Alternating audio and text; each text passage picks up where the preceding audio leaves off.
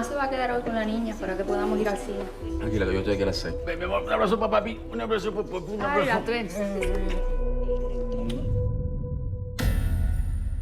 La esposa de René González. Somos del Ministerio del Interior. Su marido ha traicionado. Se robó un avión, voló por debajo de nuestros radares y aterrizó en una base militar en Miami. Nosotros hemos armado una organización, unos kamikazes. Necesitamos pilotos como tú. En ese caso es importante que usted sepa la verdad. Que las organizaciones anticastristas quieren que el mundo piense que Cuba es peligroso. La única forma de detenerlos es infiltrar las organizaciones terroristas en Florida. Ya tenemos hombres en el terreno.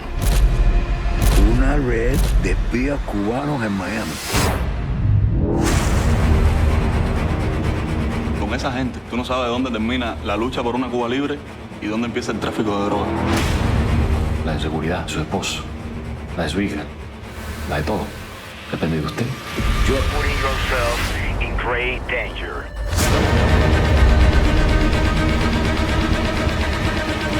¿Será que me vas a perdonar algún día?